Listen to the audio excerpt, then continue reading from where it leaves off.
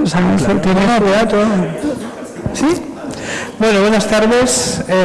Arratsaldeon arratsaldeon eta ongi etorri.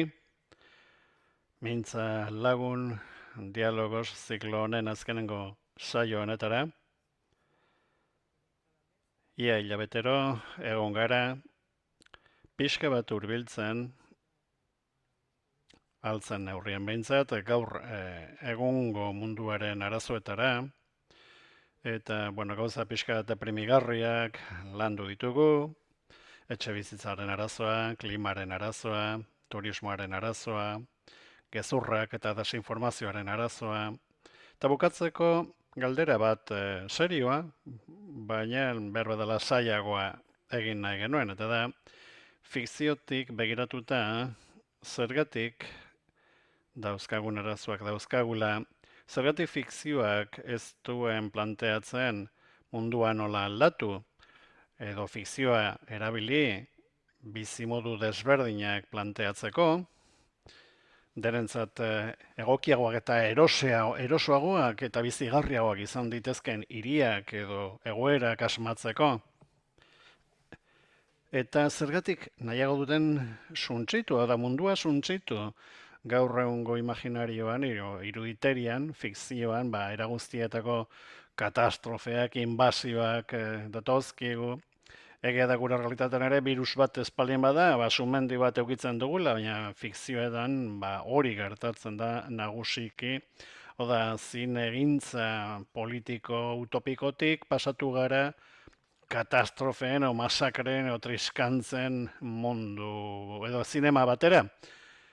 Gauza hauetaz, nik askorik ez dakit, eta horregatik ekarritut bi pertsona honetaz asko dakitenak, alde batetik Laura Fernández daukagu, eleberri gila da, la señora Potter no es exactamente Santa Claus, liburua idatzi zuen, El ojo kritiko saria eta narratibako finestra saria irabazi ditu, eta El Paisen ere idazten du.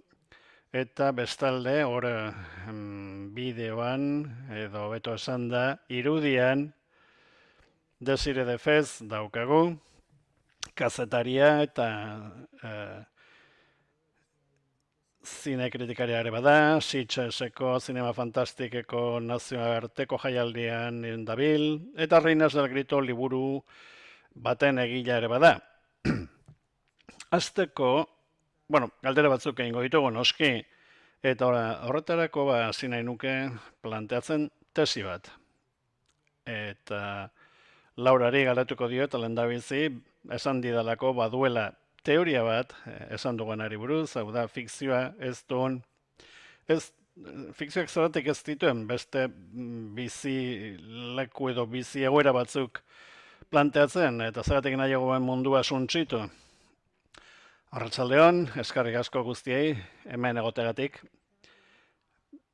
Esango nuke, nik behintzat teoria bat daukat. Batetik, badirudi, gure espeziak askotan albistetzat hartzen ditugula gauza konkretu batzuk, batez ere gauzak gaizkia ateratzen direnean, o albiste txarrak, albiste on bat dagoen egunetan, izaten da egu berritako lotaria irabazten denean.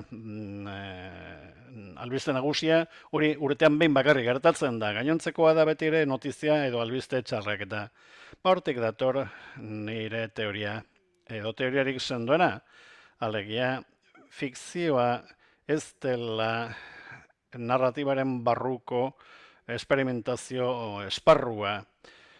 Zientziak bai aurrea hartzen dio geroari, hau dena daukagu, teknologia asko asmatu dugu hasieratik, beti ere etorkizunari aurre hartzeko eta bizi modua errazteko.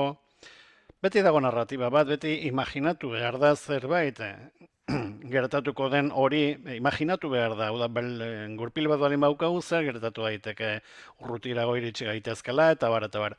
Eta narratiban, diskursoa konplexua bihurtzen diren gauza berbera gertatzen da. Gure mundu konplexu honetan, Beti aldaketen inguruan gertatzen dira gauza hauek, ez? Teknologia berri bat dator, eta beti ere galdetzen diogu geure bureri, honek ze ondorio txar eduki dezake? Zergatik, nolabait zientifikoki eta narratiboki baita ere prestatzen ari garelako etorkizunaren aurrean, orduan liburuek edo bai zinemak edo fikzioak azken batean, erakusten digute nola jokatu behar dugun, orain bizitzen ari ez garen egoera batean. Edo, bueno, Desirek eta biok Stephen Kingen Carrie liburuaren maitaleak gara. Niretzat ere, liburu horretan ikasi nuen nola jokatu behartzen nuen. Institutu garaian gaizkiegi ez pasatzeko, eta hori da fikzioak egiten duena, ez? Joera ukitzen dugu posibilitaterik txarrenak imaginatzeko hoiei aurre hartu alizateko. Horregatik pandemian zehar, Desirek eta biok, prestatuago geunden, baina aldi berean izutuago ere, bai, nik horatzen naiz, Pedro Sánchez mintzaldi bat ematera ireten zen lehendabizikoan, imaginatu nuen, momentu horretan mundua bukatzera zijoala, jendea hasita egongo zela, armak ateratzen, pelikuletan bezala pandemia bat dago, status quoa erabat bukatzen da, hori etzen gertatu eta eskerrak, baina prestatuta nengoen egozer gauza gertatzeko. Egozer gauza gertazitekela pentsatzen nuen, eta danaren gaiarekin, eta uoldekin, eta gauza berbera gertatu izan da. Bartzelonare egon zen izugarrizko euritea, danaren ondoren, eta egun hartan ni prest nengoen nire etxeko teilatura igotzeko. Beraz, esango nuke aurre hartze hori garrantzitsua izaten dela gure bizitzan, beti ere gertaiteken gauzarik txarrena imaginatzen dugu hortik iesi ahal izateko. Eta bestalde, badago narratiba bat baita ere, nola baita esan, mundu posible bat artikulatzen duena desastrearen barruan, baina hori ez nire zinea eta ez nire literatura, ez da ere. Desirez, zuk ere baldaukazu teoriaren bat? Erabat ados nago Laurarekin. Niretzat, pandemian zehar adibidez konturatu nintzen, fikzioak bazuela zer ikusirik pandemian neuzkan beldurrekin. Kontagio filma goratzen nuen, bai, momentu hartan konturatu nintzen, daukaun joera hori, hau da, etorkizun aurreratzen duten liburu edo zientzia fikziozko filme horiek maite izaten ditugu edo gustatzen zaizkigu, baina pandemian gertatu zen hori ez zegoen liburu arraro batean, ez zegoen pelikula errusiar arraro batean, hori mainstream bat zen, ekoizle ezagun batekin, eta oso zarratzen film bat, kontagio film hori, eta bapatean izutu nintzen, zelari ote da gertatzen hemen ere bai.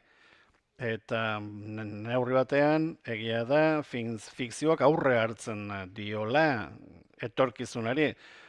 Orainaldian dauzkagun beldurrekin lan egiten du, etorkizunara jaurtitzen ditu, eta ikusten da nola mugituko eginateken egoera horretan.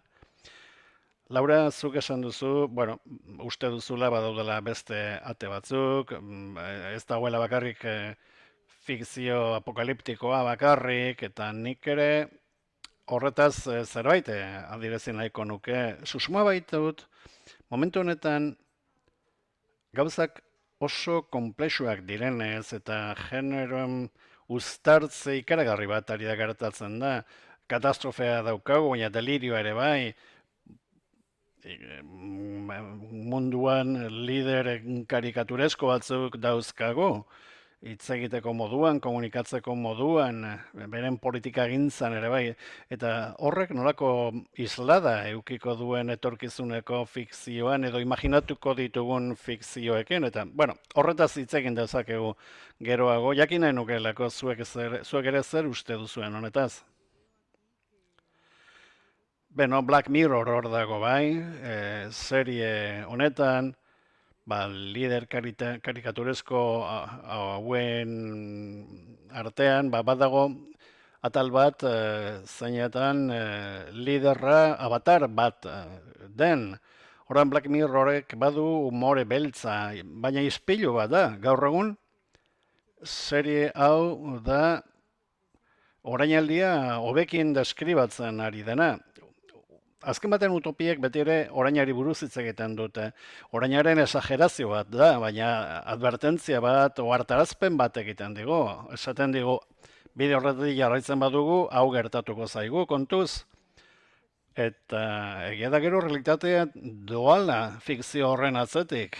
Adibidez, pentsatu zutenean suziri bat nola eraiki joan ziren Julio Verneren De la Tierra a la Luna liburua ikustera. Tarduan, munduan gauzak gertatzen direnean, gerotak gehiago fikzioez inguratuta gaude, gerotak gehiago begiratzen ari gara pantalla bati, benetan bizitzen baino, ez gaude munduan bizitzen. Eta horregatik badirudi kontakizuna dela nagusitzen dena, eta lehenago kontakizun bat egin baldin bada, eta posible baldin bada, ultra eskuineren gorakadak horrek induzterik usirik. Hau da, batean modu irrigarrian edo ezinbestekoan esaten duzu, hau gertatuko dela, orduan realitatea datorrenean onartu egiten duzu, pentsatzen duzulako benetan hori gertatzera zijoala, eta hori era honetako fikzioetan arrisku hori dago. Hau da, beti okerrena pentsatzen baldin badugu, okerren hori gertatu egingo da azkenik.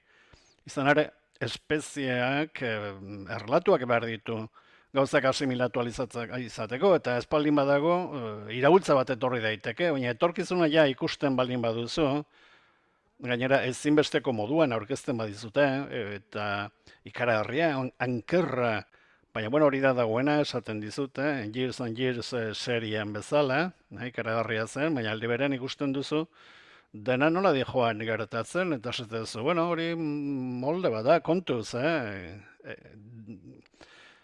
fikzionatzen duzunarekin, kontuz, behar da bide horretatik joango gara, da bide hori ezagutzen dugu, orduan, gero, arrisku hori dago, niri beldurra ematen dit egia esan da. Ni ikaratuta nago, begira, badago fenomeno bat orain gertatzen ari dena, zinean bai, baina beldurrezko zinean, atentzioa ditzen dugu, ikusten da oso muturrekoan bihurtzen ari dela. Azken urte hauetan, arrakasta gehien lortu duten filmak, baita, adibidez Terrifier saga, edo La Sustancia pelikula, super arrakasta bat izan zena, edo Cuando ruge la maldad, ikaragarrizko edo muturreko indarkeria erakusten dute, batzuk modu jolastian, La Sustancian adibidez, beste modu batzuetan modu tragikoagoa, baina berriro ere, beldur intelektualizatu baten, bolada baten ondoren, beste zerbait etorri da, beste joera hau nagusitzen ari da. Orduan, oso muturrekoa da zentzu guztietan. Adibide hauek ipini ditut, baina adibidez Terrifier film honetan muturrekoa da indarkeria, baina muturrekoa da baita ere generoekin egiten den jolasa batzuetan komedia da, batzuetan beldurra da, baina oreka ez da erabatekoa, eta hala ere publikoarentzat funtzionatzen du. Ordanik artikulu bat egin nuen, honi buruz hitz egiteko eta pixka bat ulertzeko, eta behar bada, mundu honetatik zetorren jendeak, aztertzen zuen zergatik zegoen joera berri hau, eta esaten zuten, oraingoa bezalako momentu ikaragarri batzuetan, jendeak ez du azalpenik behar, edo metaforarik behar, edo azalpenik jakiteko zer gertatuko den, etorkizunen, behar dutena da katarsi argi eta garbi, orduan jendeak sentitzen duen amorrua, fikzio hauen bitartez bideratu behar du, horregatik muturkeria hori eta gehiagikeria hori zentzu guztietan. Orduan galdera da zer gertatuko da, etorkizuneko distopiekin, bide horretatik jarraitzen badute, nolakoak izango dira, orduan utopia biek ezak zer pentsatzen duzuen, hor dagoen gauza bat da, eta ikusten ari gara hori literaturan ere bai, adibidez. El cielo de la selva liburua, hor ere badago katarsi ikaragarri bat, gorputzaren bitartez, indarkeriaren bitartez, eta lenguaiaren bitartez ere bai, eta distopikoa ere bada. Distopia bat da, azken batean, orain zer gertatuko da etorkizuneko distopia hauekin. 2010ko markadan adibidez, distopia horiek, mundu totalitarioei buruz hitz egiten ziguten, askotan erabeak izaten ziren, protagonistak Juegos del Hambre, eta hurrengoa multibertsoak etorri ziren, mundua berra ez dago ondo eta mundu alternatibo batzuk egon daitezke. Orain, zer dator orain? Hau da, bide horretatik jarraitu ezkero, ez dakit nolako distopiak dauzkagun zain. Bi kontu, oso interesgarria da esan duzuna gorputzei buruz eta muturkeriari buruz. Niaren gizarte batean bizi gara eta horregatik oso logikoa da niaren kontrako edo gorputzaren kontrako eraso bat egotea. Gauza fisikoak desagertzen ari dira, orduan zerbait sentituko baduzu, gogoratu baduzu bizirik zaudela, gorputza daukazula. Horan nolabait badu zer ikusirik honekin sortzaileak eta batez ere emakume sortzaileak lantzen dute hau da gorputza desagertzen ari dela, nolabait bidaiaria zara, beti zure gorputzatik kanpo bezala zaude, zure denboratik kanpo ere bai, eta gero ikaragarria den beste gauza bat badago. Gero eta barne mundu gutxiago daukagu, etengabe gaude, gure gandik kanpo, beti mezuak jasotzen ditugu, etengabe tiroka bezala, eta orduan katarsi hori behar dugu nolabait. Berehala behar dugu. Dena berehala eukitzen dugu eta katarsia ere berehala behar dugu. Etengabe hori, orainaldia ez da inoiz, eteten ez da inoiz amaitzen horregatik, barne mundurik ez zegoen bestege azkenengo garaia, erdiaroa izan omen zen, horon ez dakit tankera horretako gizakiak izatera itzuliko garen, edo zer. Eta gero bestalde, etorkizuneko distopiai buruz hizketan, esango nuke egiten ari direla jada. Hau da, nik Last of Us ez seriari buruz, gero agotorri baitzen, bideo jolasa lehenagokoa zen. Eta gogoan dut, semiotika aditu batekin hitz egiten ari nintzela, eta esan zidan bideo joko hori boomerren belaunaldiak sentsazio bat zuela nera behentzat mundua izorratuta utzi zutela eta sentsazio horretatik sortutakoa zela. Lehen zatian bideo jolasen esaten da, bueno, hau da, utzi dizudan mundu ikaragarria, mendik jarraitu behar dugu bidean, eta bigarren zatian bideo jolasen neskatua bakarrik dago mundu horretan, mundua ere basuntzituta dago, eta egia da, oso empatikoa da, bideo jolasa, eta esaten dizun orden bestea beti zuzara, baina teleserian aldiz, liluratzen nagoen eta uste dut etorkizuna hortik etorriko dela, distopien kasuan, gizon hori mundu horretan dagoena, dana amaituta dago, onjoek gizonaren burmuina jandituzte, eta danak zombiak dira, baina komunitate txikiak sortu dira, tribu oso basatiak, elkar gorrotatzen dute, fakzioak daude, eta gizon hori psikoanalistaren gana doa. Mundu horretan, orduan, etorkizuneko distopietan, segurazki, ez ere zaukan gizateria baten gana itzuliko gora, nolabait kobazulora itzuliko bagina bezala. Diruak ez dauka zentzurik, zentzua daukan gauza bakarra da, trukea, zerbait trukatzea, eta gizon hau psikoanalista baten gana doa, Soloen kasako Kevinen ama da, O'Hara Andrea, hain zuzen, eta zigarreta bat zuen truke besterik ez. Eta benetan zoragarria iruditzen zait.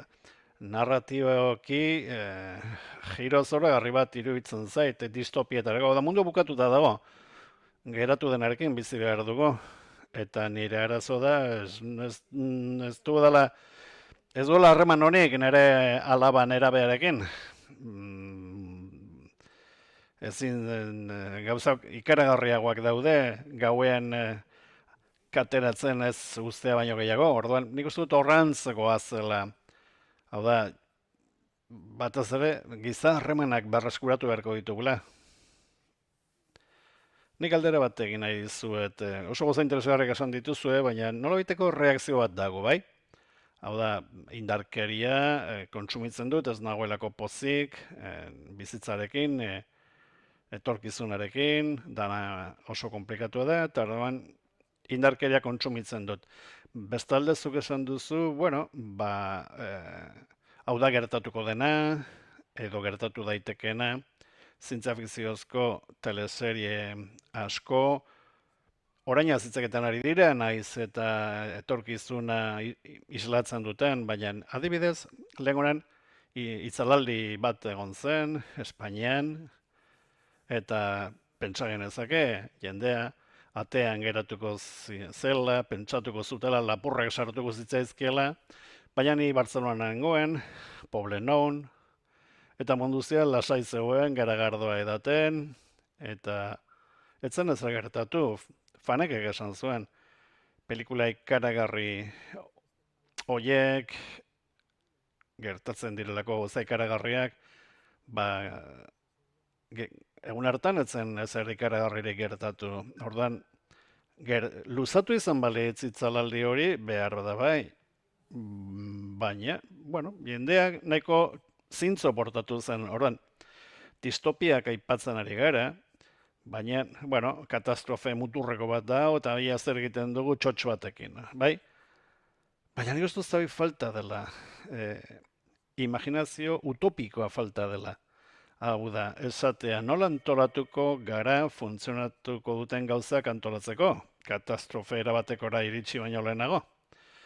Eta Robinson Crusoe etorri zait burura, izan ere, Defoeren eleberrian, naufragatu egiten du, eta irten bide bat izango zen, kanibal bihurtzea, edo tribu guztiak menperatuta ukitzea, baina Defoek 500 eta 600 horretan brikolajea egiten du, hau da, imaginatzen du, fikzioa erabiltzen du, ikusteko nola biziraun daitekeen onelako egoera batean, itzal askorekin nahi baduzu, baina behar bada hori gertatzen ari zaigu, hau da, ez aldaukago pixka bat atrofiatuta utopia, hau da, beste pertsona baten burmuina jan baino lehenago, eraso zombi batean, zin aldugu beste erabateko fikzio bat egin, behar bada espektakularitatearen menpe gaude,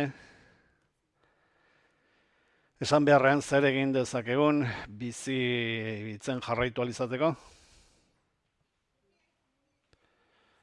Bai, esaten ari da, 10 minutu barrua itzaliko dela.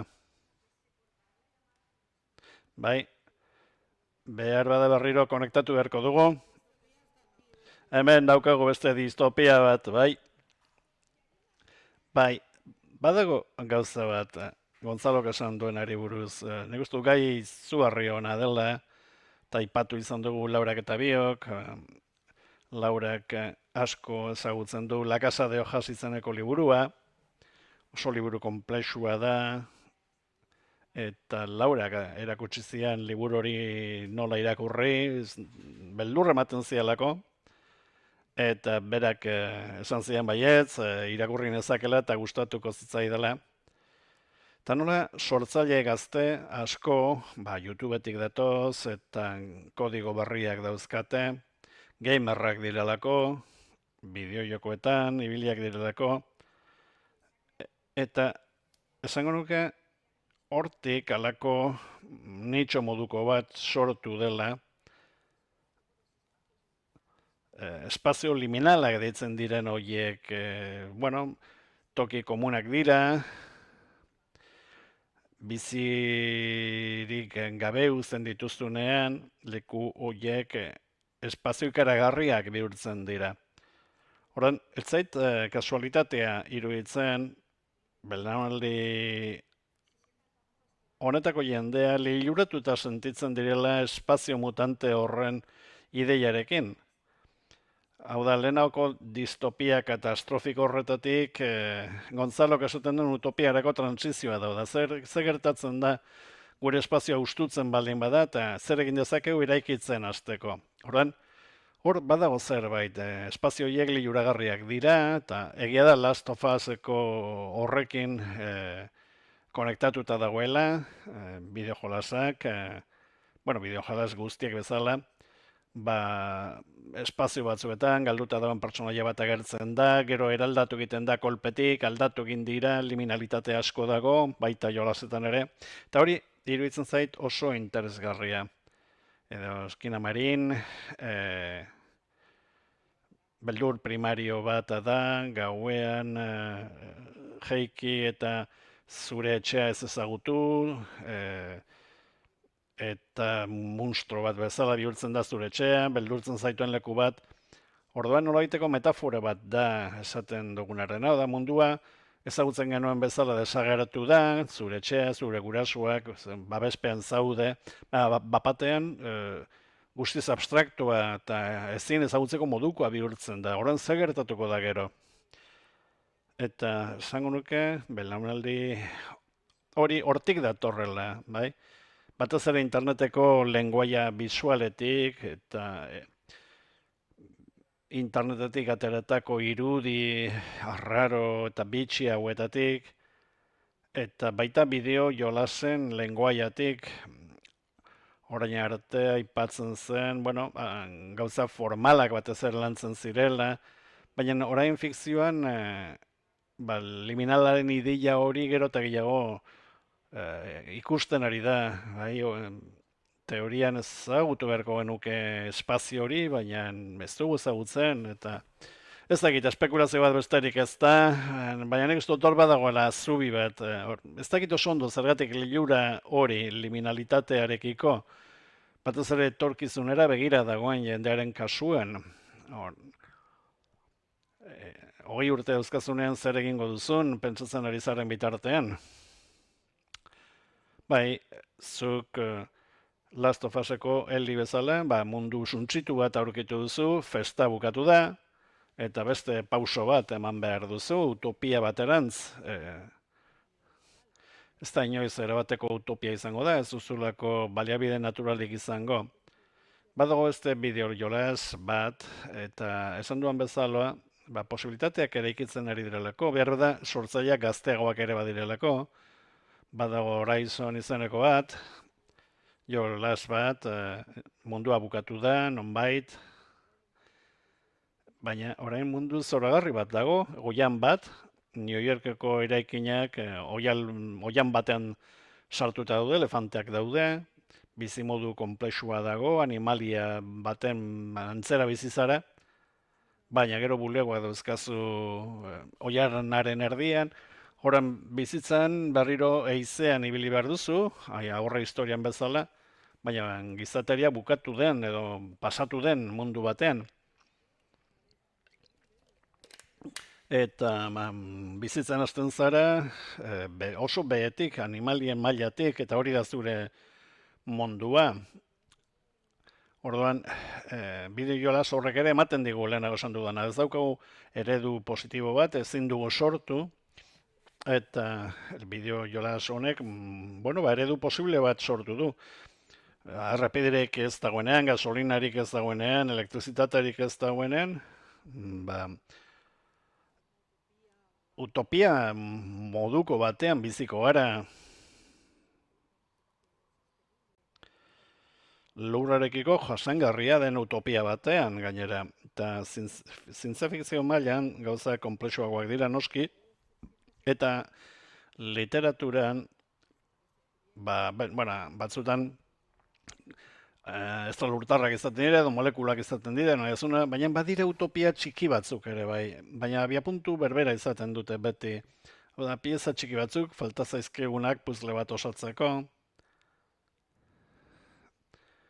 eta ez dago ezer, Bryson jolasakin duena sortzeko, eta konturatzen baldin bagara, utopia guztiak, azken batean, distopia bat dira norbaitentzat, azken batean norbaitek aukeratzen du utopia bat. Batentzat utopia bat izan daiteke, leku bat eukitzea bakarrik irakurtzeko, eta hor zaudenak. Edo, netzat distopia den mundu bat, ume batentzat utopia bat izan daiteke, beti bideo jolas batean egotea denbora guztian jolasten, modulu batean bizi zara, eta ajola duena ez da zure bizitza, baizik eta jolasean nortzaren, berra da, 16 urteko batentzat, hori nola baitu utopia bat da. Eta guretzat noski, amesgaizto bat izango litzateke, ni hilko nintzateke horlako bideo jolas batean. Baina, interesgarria da ikustea ez dela esploratzen bide hori, posibilitateen bide hori, behar bada zer ikusia duelako beldurrarekin, beldurra da beti ere zerbait txarrarekiko, zerbait txarra gertatuko dela. Uste dut konexioa moztuko zaidala, orduan teknikariei esan behar dut mesedez, esteka bat bialtzeko, bai?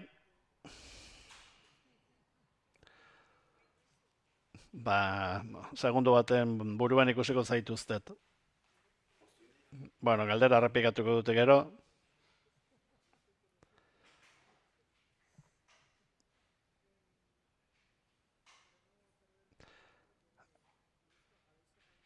Aria ez galtzeko, belaunaldiaren gakoa atera duzu eta iruditzen zaitu oso interesgarria dela. Baina, galdera egin nahi nizun, galdetu nahi nizun, ea diferentziarik ikusten duzun maila geografikoan, hau da, herrialde desberdinetako zientzia fikzioan. Adibidez, Txina, 30 eguzki planta eraikitzen ari da, aldaketa klimatiko hori aurre egiteko, eta Amerikarrak aldiz, beraien oinetan tiroka ari dira, ez? Ordan, zientzia fikzio desberdina da kontinenteetan, edo herrialdeetan, edo sistema kulturaletan. Nien naiz erudizio handikoa, baina duela 2 urte eta itxian elkarrizketatu nuen, La Llegada pelikulak oinarrian zegoen kontakizuna. Film zoragarria zen, oso humanista gainera, eta realistagoa, beste edozein, estralurtarren edozein film baino.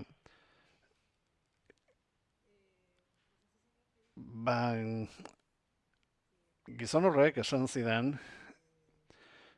Txinan, orain egiten ari den zientzia fikzioa triunfalista dela, erabat. Beraien urrezko garaian bizitzen ari direlako, eta amets egiten ari dira etorkizun jasangarriekin. Beraz, bereintzat etorkizuna planeta baldin badago ere dagoen bezala, itxaropentsua da, edo Ipar Ameriketan antzeko zerbait gertatu zen, 30ko, 40ko urteetan. Eta baita Errusian ere, triunfalismo propagandistiko bat zen, noski, gerra hotzean zehar hori gertatzen zen. Bi etxaiak lehian ari ziren, ikusteko nork kontrolatzen zuen mundua, nor iritsiko zen urrutiago, nork menderatuko zuen ilargia, eta zientzia fikzioa hortan zegoen, eta gauzak asmatzen ari ziren. Asmatzen zituzten garbitzeko makinak, eta gauza guztia teknifikatu egiten zen. Eskuz egiten genituen gauza guztiak teknikaren bitartez konpontzen ziren orain. Ni Ray Bradbury asko irakurtzen dut, eta Bradburyk Fahrenheit 4:5 badu eszena bat zoragarri bat, familia bat emakumea dago gela batean, pantalla zinguratuta, eta ikusten horien serieko personaliko galderak egiten dizkiote, eta hori iritsi zaigu nolabait. Eta momentu honetan ez dauzkagu etxean pantalla erraldoiak, bueno, batzuk bai, baina pantalla daukagu batez ere eskuan, eta batez ere horrekin komunikatzen gara. Eta hori zen Bradburyk zeukan beldurra, telebistari zeukan beldurra, pentsatzen jendeak ez du libururik irakurriko, eta horregatik idatzi zuen liburu hori, ez ditugu ezagutzak izango, denak inozoak eta kaikuak izango gara. Beti beldurretatik datoz, bai? Aldaketarekiko beldurre eta berretatik datoz. Eta momentu honetan, munduaren zati handi batean, dana katastrofikoa da. Ikusten ari garelako, kontrola nolabait galtzen ari garela, Black Mirroren edozen kapitulu horretaz hitz egiten du, kontrol galderari buruz. Beti kontrola edukina izaten du, aurre hartu alizateko, fatalitateari aurre hartu alizateko, eta kontrola galtzea. Hori gertatzen leku guztietan, baina ez Txinan. Orain iristen ari zaigu, eta Taichienen arabera, iristen den hori ez da txarrena. Txarrena oraindik triunfalistagoa da, eta pixkat lotxagarria ere bai.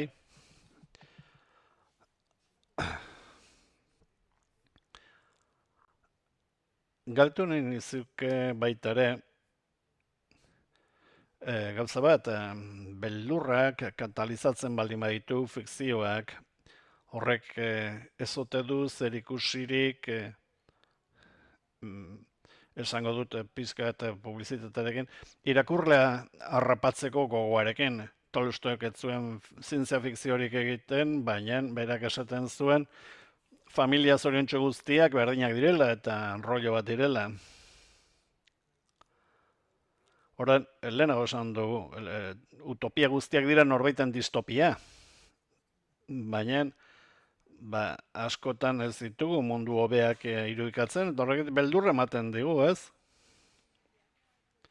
Bueno, gaur egungo munduan ez dago kolektibitaterik. Orainaren gauzarik txarrenetako bat da, ez dagoela kolektibitaterik, ez da zure etxean ere. Bakoitza bere pantailan dagoelako, orduan zein da mundurik onena? Mundurik txarrena badakigu zein den, baina mundurik onena zein den ez daukago hain garbi, horregatik komplikatua da.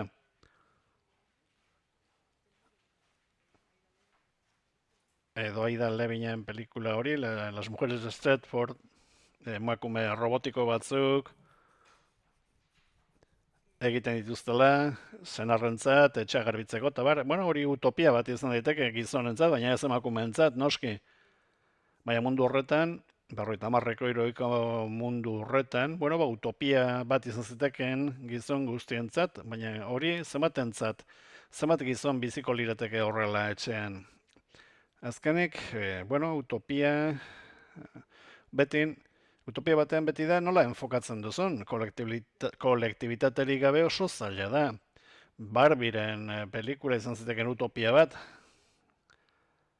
baina utopia hori Barbirentzat da, ez besteentzat, berak irten nahi du utopiatik. Eta beldurra sortze baino zailagoa da, azken batean heriotzaren beldurra da, animale bakarra gara, dakigunak amaiera nola iritsiko den, orduan historia kontatzen dizkiogu elkarri, etorkizun hori nolabait eragozteko. Ursula K. Legin konflikto gatazkaren ideiaren kontra zegoen. Bere gatazkarik gabeko eleberriak edo novelak idatzi nahi zituen, antropologo baten alaba zen, eta, berez bere bizitzari buruz hitz egiten ari da, bera txikia zenean, etxean aitak eduki zuen, tribu bateko gizon bat, gizaki bat zen, baina ezin zen komunikatu, beste espezie bateko baliz bezala zen, eta bere eleberritan beti komunikazioari buruz hitz egiten du.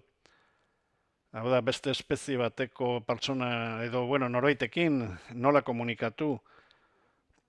eta Los Desposeídos liburu horretan, bueno, tratatu filosofikoak dira azken batean. Gatazkarik ez dagoenean, tratatu filosofikoak dira. Ez dago tramarik. Eta bere kasuan, antropologiatik lantzen zuen gizakiaren ideia eta generoaren kontuarekin ere jolasten zuen, eta iristen zen konklusioa edo ondorio izaten zen, gizakiaren bizitza okerra beti okertua izango da. Hau da, utopia horiek planteatzen zituenean ere, irteerarik gabeko leku batera iristen zen beti, oran narratiban, ze gertatzen da, denok burmuin berbera daukagu, eta jaiotza, bizitza eta eriotza. Bueno, azkenik beti iristen zara eriotzara, ez dago beste posibilitaterik, bai? Nik uste dut ez daukagula burmuina bestera batera antolatuta.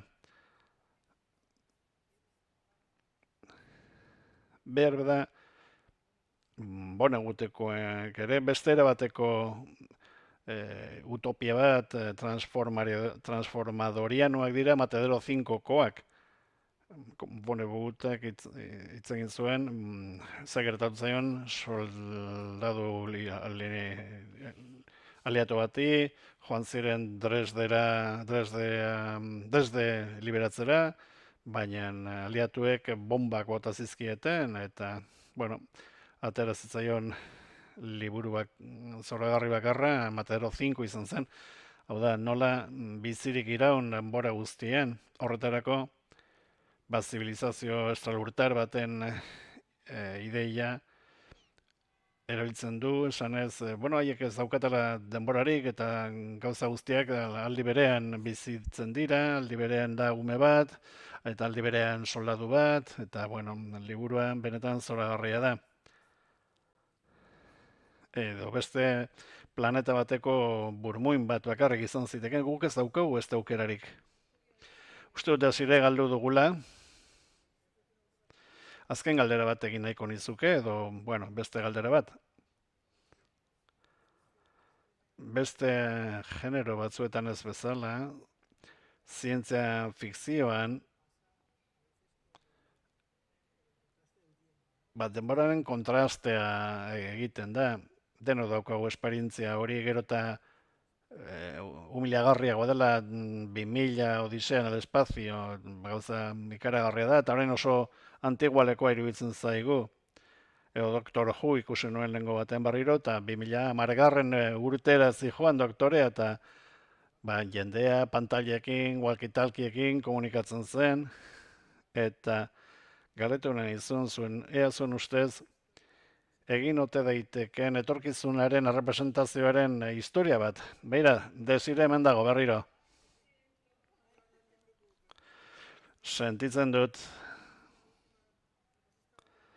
Bai, begira, esan dugu zientzia fikzioa desberdina izan daitekela, herrialde desberdinetan, eta nolako mugak dituen fikzio topikoak, propagandarik espalin bado, pixka eta aspergarria delako. Orduan, kontua da, zientzia fikzioak azterketa pasatzen du, benetako denbora kronologikoa eta historikoak iristen zaionean. Hau da, ikusi duzu Odisea 2001, eta esaten duzu hau oso zarra da, badao jendea 2002an jaio zena. Eta Laurari galdetu dio, eta zientzia fikzioaren historia bat egin ote daitekeen, hamarkada bakoitzean ikusiz nola irudikatu ditugun etorkizunak, eta, bueno, nolakoa izango litzateken historia hori. Badago, gauza bat, Laura zidaitz egiten Black Mirrori buruz, eta Black Mirroren ez dute apusturek egiten. Etorkizuna, ez delako etorkizuna, orainaldia da, horretan oso abilak dira. Kapitulu batzuetan ez da ondo markatzen zein den garaia, zein den denbora.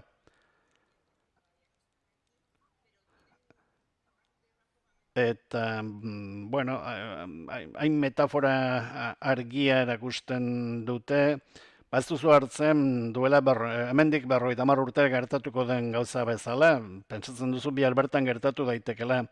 Nik uste dut oso kontu zibiltzen direla gehiegi ez aurrea hartzeko. Oso denbora laburrekin ari dira jokatzen, behar bada ez apusturik egiteko, eta gero mezua argiagoa izan dadin. Eta behar bada ikuslea ere errazago identifikatu daitekeelako fikzio txiki hauekin. Eta gainera oso erakargarriak dira ikusleentzat, horregatik mezua karamelo pozoitsu bat bezala sartzen zaizu. Orainari buruz hitzeketan ari dira, baina ez da markatzen zein den garaia. Bai, realitate paralelo batean kokatuta daude. Nolaiteko alegia edo fabula bat dira, horregatik edo zein momentutan gertatu daitezke. Behar da inoiz ez dira gertatuko, baina gertatu zitezkeen momentu batean edo bestean. Iritsi gintezke berbada lekoiotara. Nik aitortu behar dut, Black Mirroreko kapitulu bakoitza hasten denean oso lasai egoten naiz. Etorkizuna dana eginda dago, armairu bat irekitzen duzu, eta esate dizugu zer non utzi behar dituzun gauzak, eta bueno, horrek lasaitu egiten nau.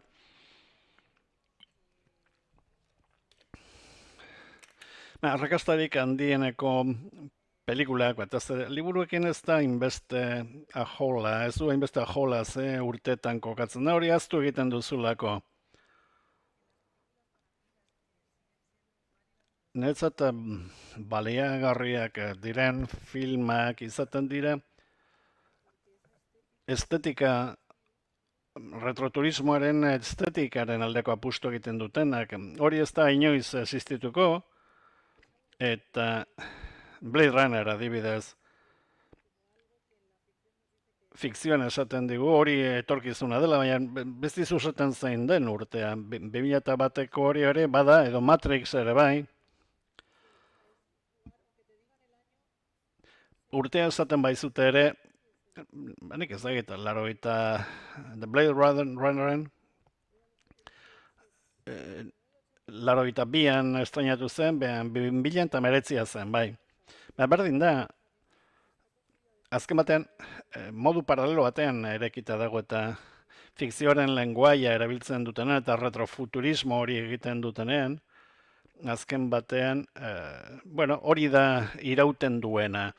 Hau da, gehiegi apuntatzen baldin badu alako teknologia batzuetara, berela zarkitu egiten da. Ordan internetek urte horietako fikzio guztiak zarkitu ditu. Komunikazioa irudikatu nahi zutenean, ikusten duzu pantalla bati begira, taizketan.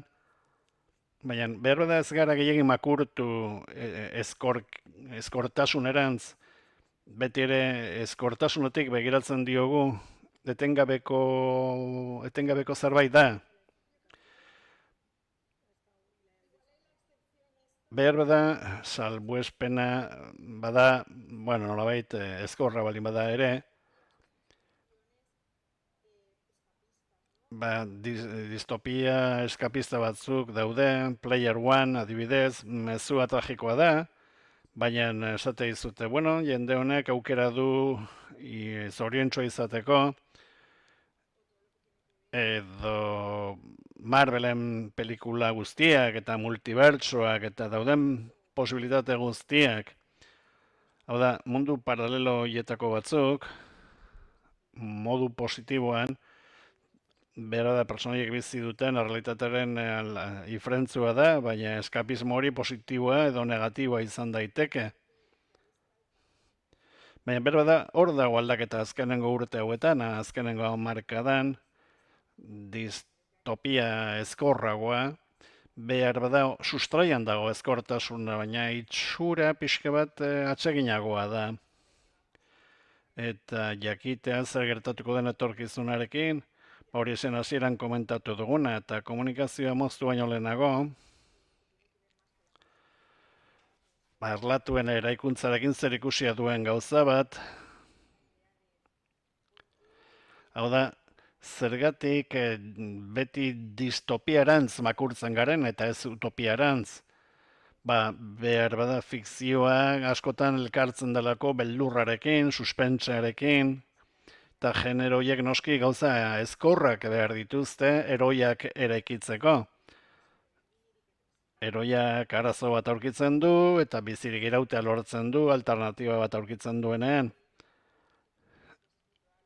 Orduan, etorkizuna imaginatzen duenak joera hori eduki behar du, egoera katastrofiko bat planteatu behar duelako eroia irten alizateko, normalean bai. Bueno, iruditzen bazaizue, ideia batzuk gehiago geratzen dira, baina behar bada, jendeari emango diogu hitza, norbaitek galdera barik egin nahi baldin badu ere,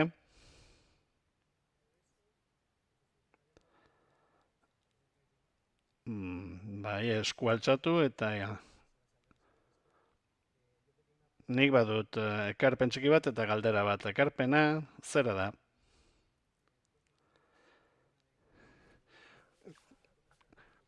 Bado Ekotopia izeneko komiki bat, Greenpeacena, liburua, Borradores de Futuro, ipuinen laburrak dira, Konsonik argitaratua, bi kasuetan sortzaileak gonbidatzen dituzte historiak imaginatzera, abenturak imaginatzera, baina ekotopiak edo utopiak eginez.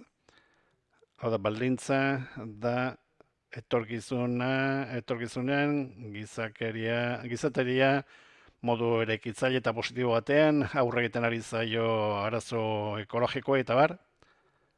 Hori biak nahiko berriak dira, atera berriak eta prozesu sortzaile behartuak dira nolabait, eskatuak direlako. Behar bada modu naturalen ez dira sortzen ari, baina badaude mugimenduak zentzu horretan. Eta behar bada zinera ere iritsiko da hori. Eta galdera, zera da? Oso interesgarria iruditu zait esan duzuena, Gonzalok esan duena, zehazki. Hau da, ze zientza fikzio idazten da beste herrialde batzuetan. Eta Laurak esan duena, interesgarria iruditu zait, Txinan, orain urrezko aro batean dagoen ezkero, zientzia fikzio triunfalista bat egiten ari dela. Orain, zer gertatzen da inoiz aipatzen ez dugun beste munduarekin, hau da, ez estatu batuak, ez Europa eta ez Txina, hau da, zer gertatzen da periferian, zer zientzia fikzio egiten ari dira, nola irudikatzen dute etorkizuna munduaren beste erdi horrek, zer dauka, zer nolako fikzioa egiten du. Zerbait esaterik bai?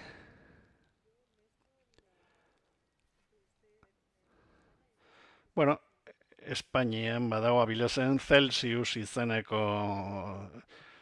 jaialdi bat, eta Afrikako idazle bat etorri zen, ez dut gogoratzen izena, baina liburua bai irakurri nuen, aspaldi, Eta urarekin zuen zer ikusia. Da, planetatik kanpo bazetozen molekula batzuk, ura egiten zutenak, eta, alako iraultza bat sortzen zen, uraren kontrolari buruz, Afrikan lehorte handiak eta udalako, gero eta gehiago. Beti zer ikusia izaten du toki bakoitzak dituen arazoekin. Baina merkatuarengatik itzultzen den guztia estatu batuetatik etortzen da, edo herrialde anglosajoietatik. Oso gutxitan torriko zaigu Txinatik. 3 gorputzen liburua eta hori guztia. Noski oso zaila da literatura horietara iristea. Gero esango dizut autorea.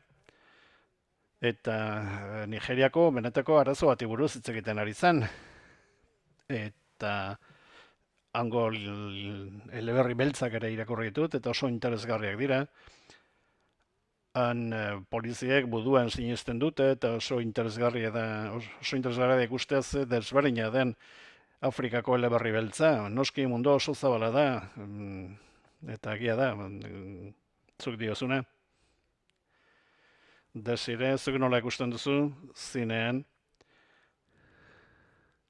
Noski literaturgintzan bai itzulpenen arazo daukau, baina zineak bai ematen du aukera pixkat ikuspegi zabalago bat eukitzeko.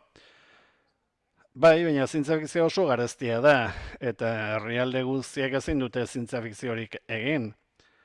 Horregatik, beste herrialde batzuetatik etortzen diren zientzia fikzioak, noski Txina beste gai batzuekin, beste gai batzuetan sartueta dago. Horren, beste herrialdetatik datozen proposamenak, intimitatetik imaginatzen dute gehiago etorkizuna. Pertsonajearen zientzia fikzioa egiten dute gehiago. Lehenago Last of Us, psikologoaren gana joaten dira azkenik, munduaren bukararen erdian. Eta hori, ikusten da zine jaialdietan, edo Europako zine txikiak, Upstream Color adibidez, zine independentea, bai imaginatzen dut etorkizuna, baina intimitatetik begiratuta, nola datuko diren giza harremanak, eta ez nola funtzionatuko duen gizarteak, bai? Hori Estatu Batuetan gehiago egiten da, edo telebistan baita ere. Eta beldurraren kasuan,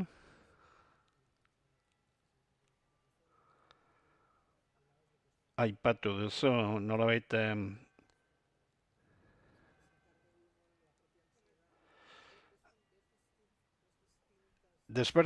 tolinitate desberdinak ikuste dituzu beldurraren kasuan, zer ematen duen beldurra herrialde desberdinetan?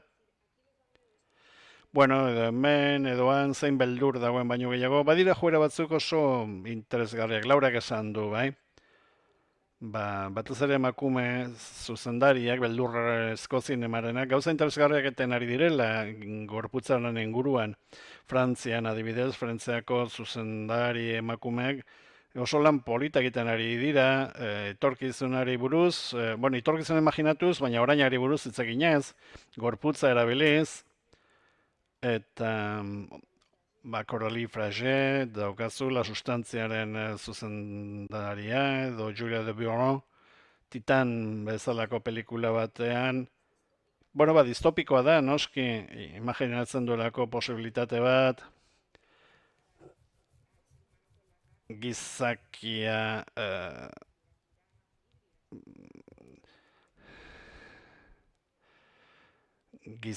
da haragiaren eta titanioaren arteko hibrido bat, eta atentzioa ditzen dit, Frantzian hainbeste zuzendari emakume egotea, edo Los Cinco Diablos hortik ari dira esploratzen gorputzaren bitartez, eta emakumeek gorputzari buruz daukaten harremanetik, etorkizuneko eszenarioak imaginatuz, eta gero Europan beste gauza bat ikusten dana, baita Asian ere, leyendara itzultzea pelikula hauetan, orain aldean gertatzen dira, baina ahozko tradizioko kontakizunak planteatzen dituzte.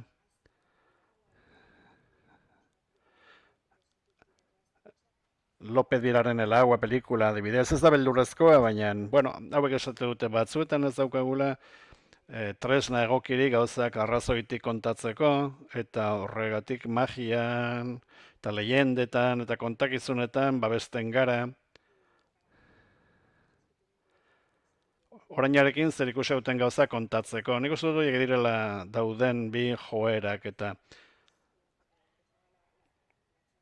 beldurrari dagokionez, hau da, beldur fisikoago batera, eta muturriko batera, hori joera globala da.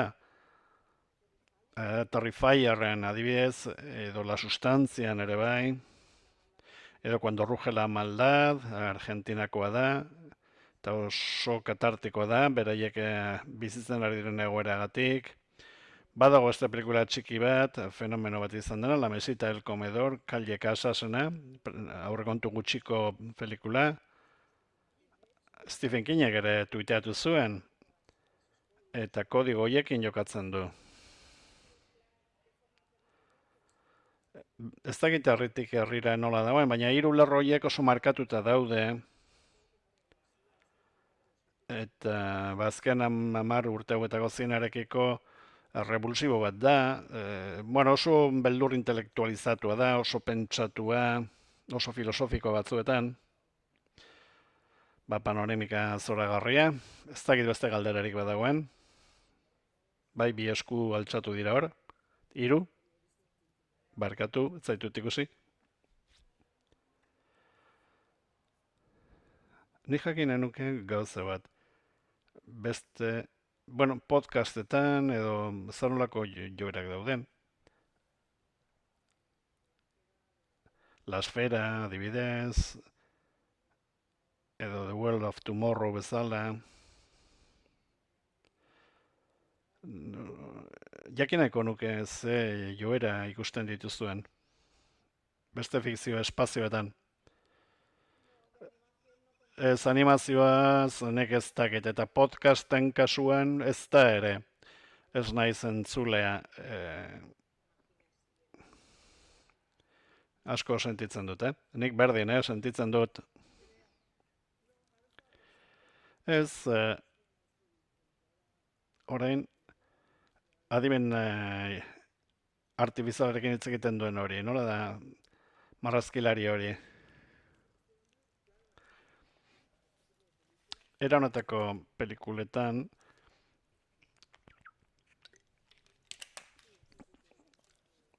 baina, halako puntu itupiko bat zeukan, baina ez. Nik ere ez dut ezagutzen panorama hori.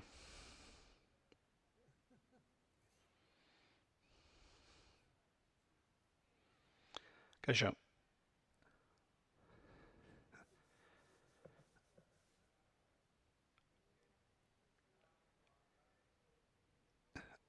Katastrofe historia batzuk zerikusia dute diruarekin. Herrialde asko gelditu dira deskolgatuta kapitalismotik. Argentina 2001 urtean adibidez, dirua desagertzen da.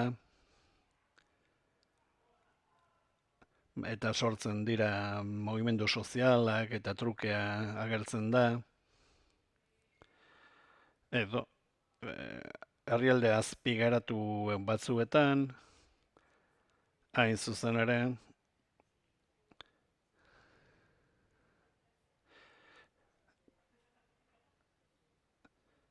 liburuetan eta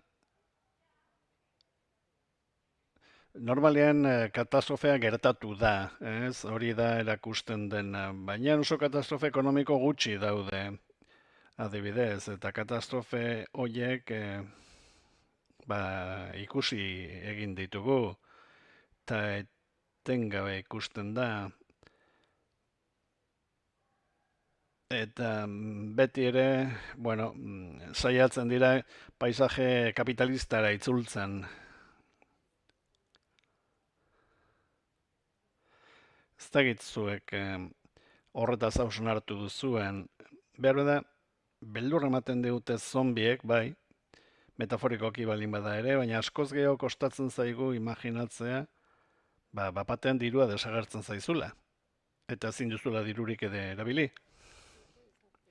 Bai, interesgarria da, diozuna.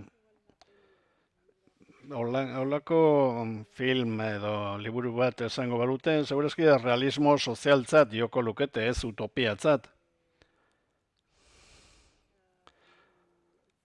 Bai, kapitalismoaren amaiera ez dugu imaginatu ere egin nahi, baina zibilizazioa amatuko da, ez da amaituko bizitza, amaituko da zibilizazio hau, ideia hau, hori iritsiko da noizbait, eta ez dugu imaginatzen, behar da real egia delako guretzat, beti ere monstruak sortzen ditugu,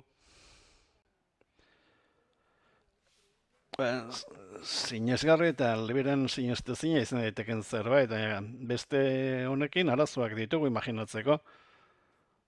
Orduan, interesgarria litzateke bitartea kontatzea.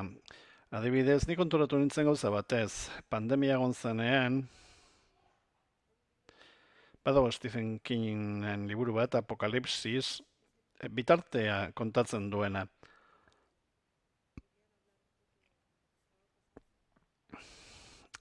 Bai kontatzen dizu nola ari den gertatzen, nola kutsatzen diren, eta gizartea nola doan erortzen dirua, nola hazten den gero eta garrantzi gutxiago izaten, eta bitarte hori ikusten da, ez geroa nola den, baizik eta bitartea.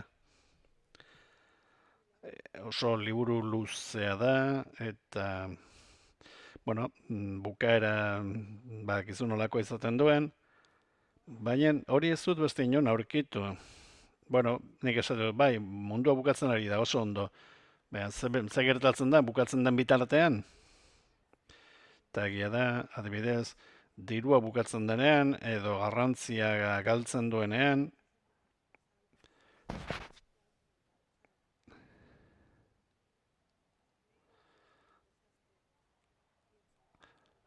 nik beti pentsatzen, bueno, zenbat iraungo duen zibilizazioak, edo narrazioak,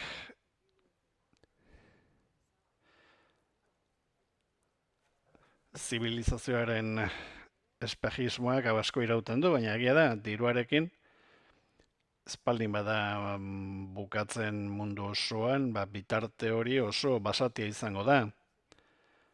Eta El Kolapso serian pixkat ikusten da hori. Adibidez gasolina bukatzen dela, eta herriska txikiak sortzen dira. Benetan gaia oso interesgarri da aipatu duzuna. Zergatik ez den hitz egiten horretaz. Bai, literatur planoan badago halako prezio ideologiko bat horri buruz ez hitz egiteko.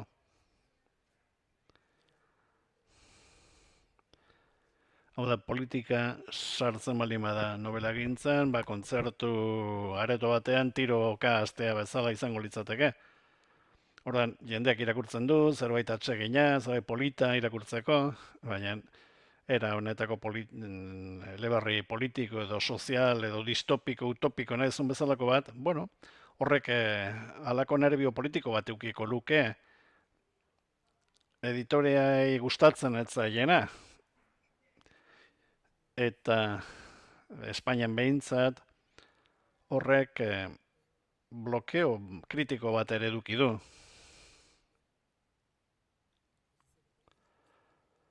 Politika beti egon da, noski novela gintzen, Hard Times and zertaz hitz egiten dute, bueno, noraino zabaldu ezakezun kapitalismoa gizatasuna galdu gabe. Bueno, gauza pixkat orain aldatu dira, baina duela 10 urte edo,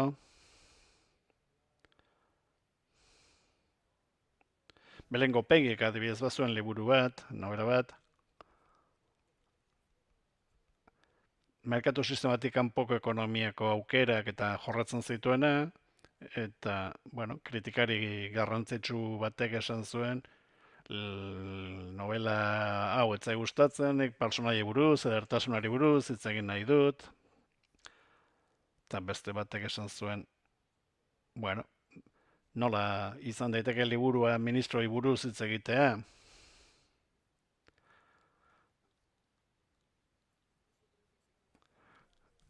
Orduan, batzuetan esaten da, bueno, autozentsuratu egiten dituztela, baina benetan presioa egon da horretan. Hau da, gai hauek ezin dira agertu, eta agertzen baldin badira zigortu egiten dituzte.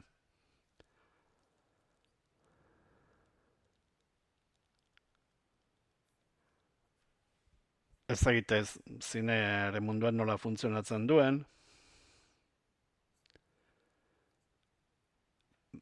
esan bezala, komplikatua da, presio ideologiko bat dagoelako.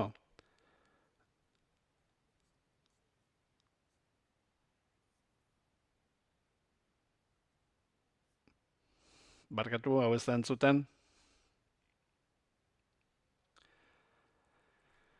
Alkohola eta tabakoa merkeagoa zen garaian, frantsesak Irunera etortzen ziren,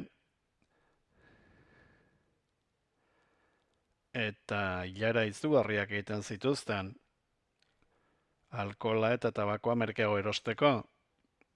eta oraingo migrazio masiboak ere zer ikusi dute diruarekin, baina paisaia distopiko utopikoetan ba, datorren turismo guztiak eta hor ja badator, ez? Horrek zer ikusia du diruarekin eta ekonomiarekin. Bai, dirurik ez baldin badagoz fikzioan ezin da ezer esplikatu gaur egungo munduaz. Guztian sartuta dagoelako. Bada zegoen beste galdera batez. Bueno, oso interesgarri izaten ari da benetan. Eta lehenago aipatu da gauza batean zergatik ez den jorratzen kapitalismoaren distopia edo olako gauzak. Eta Galdare Gaztelurrutiaren azken pelikula, etorri zait burura, ba, aberatsak elkar kutsatzen dute, eta azkenik, bueno, resketatzen dituzte, ba, Afrikan, bai, eta Oeloio adibidez, eta animazioaren kasuan, burura etorri zait El sueño de la sultana, utopia feministaren gaia, beste utopia mota bat dago, Indiaren munduarekin zerikusia duena, utopia feminista bat asmatuz, bueno, utopiak leku horretarantz joan daitezke. Bera da distopia, baina gehiago utopiarantz eramango gintuzkete. Edo Flow, adibidez, bueno, animaliak dira protagonistak. Behar da hortik etorri liteke tematika hori baita ere.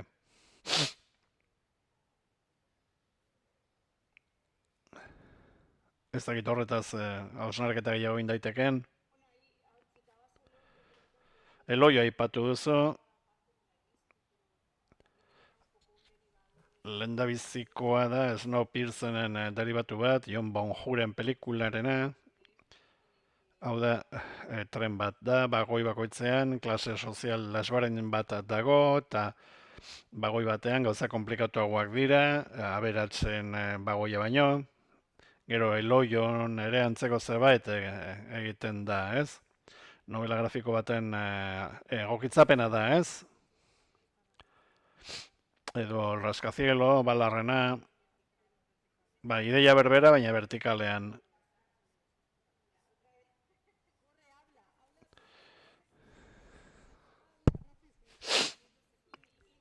Bueno. Eta Flow aipatu duzue, bai da utopia bat, animaliekin, katastrofe natural batetik bizirauteko aukera imaginatze dute, espezien arteko laguntza eginez, eta oso polita da gainera. Eta gainera lehendabiziko aldia da, animaliak ikuste ditugun arrespetuz. Normalen pelikuletan, animaliak beti gizakiak balira bezala portatzen dira, baina pelikula honetan alderantziz gertatzen da. Antropozentrismoaren bukara ere ideiali interesgarri izan liteke.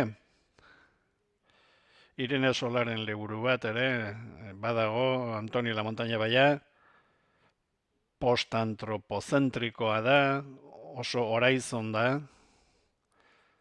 Horrelako gauza gutxi daude, baina, bueno, azkenik kokatzen ari gara leku horretan beste gauza guztiak bizi diren leku berean, eta horrantz joan beharko genuken ikuste dut.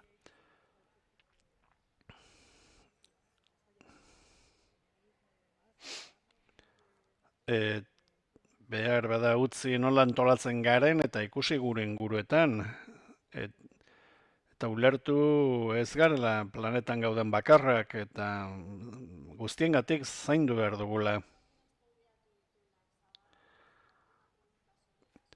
edo azken galderan aipatu dena, ez, utopia feministen kasua badago pelikula bat asko gustatzen zaidana, eta ikusi duzue, utopia bat planteatzen du perbersio askorekin, ez da distopia bat positiboan planteatuta dago, baina oso gauza arraroak eta gaixoak planteatzen ditu, ez dut esplikatuko, ez dut spoileatu nahi, evoluzion deitzen da, Lozen Jalilobi deitzen da zuzendaria, filminean zegoen, eta historia guztian uarte bat dago, emakume eta umeekin bakarrik, eta emakumeek planteatzen dute evoluzioaren aldaketa bat, espeziaren aldaketa bat, umeak izateko modu aldatuz. Umeak ez dira sabeletik sortzen.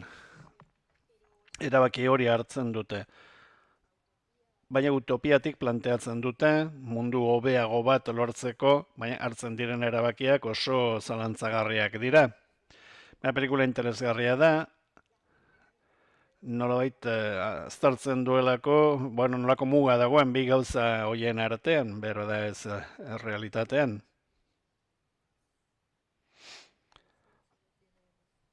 Ez dakit zenbat minutu dituen oso gutxi.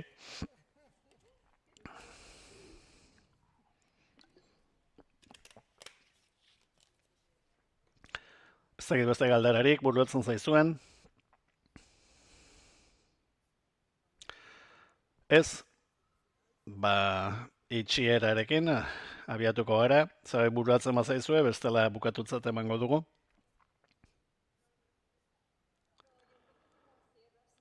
Bueno, bukatzeko, lehenago aipatu dudan sentsazioa. Orain bai erabat galduta gaudela. Ez dakigu distopiak norantz joango diren. Beste momentu batzuetan, gauzak bestela ziren. Orain dana muturrekoa da, baita nola komunikatzen den, gertatzen dena. Nolako liderrak dauzkagun, ze gertatzen ari den desinformazioarekin, edo mundua nola ikusten dugun modu oso distortzionatuan. Horan gauzak nola okertu daitezkeen distopia batean. Horan nahioko nuke beldurra joaten ari den lerroan joan ez dadila fikzioa, bai?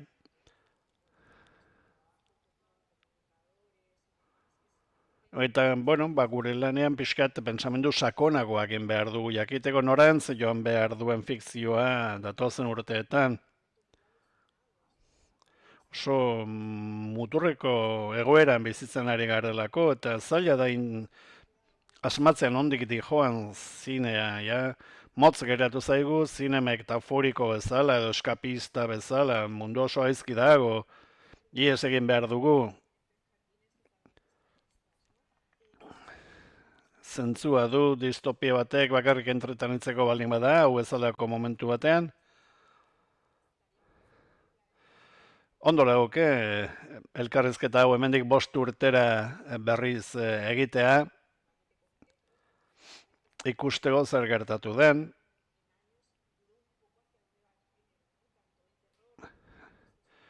Beldurrezko filmetan ikusten ari naiz, hori pixke bat, baina fantastikoan nora doan ere jakin nahiko nuke, behar bada Laurari antzeko zebe gertatuko zaio.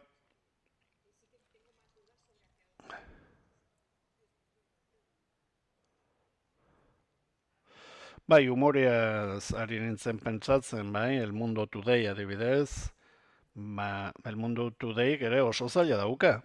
Benetan kereila egin dezakete errealitataren kontra intromizioagatik. Donald Trumpek goizean izan duen tontakeria bat izan daitekelako benetan, Bueno, oso denbora gutxi geratzen da, 3 minutu, esterik ez, zerbait esan nahi baduzu, txaloa baino lehen. Bueno, nik bakarrik esan nahi dut, ni baikorren naizela eta psikoanalista bat ikustea Last of Usen, nik uste dut sakontasun handiago dagoela, edo flow bezala, nik uste dut pentsatu behar dugula, bueno, bide eta gehiago zabaltzen ari direla, eta erabili behar ditugu bide horiek, eta hori dena.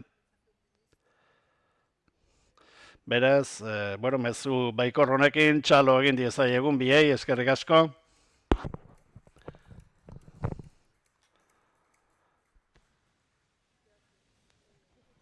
Eskerrik asko.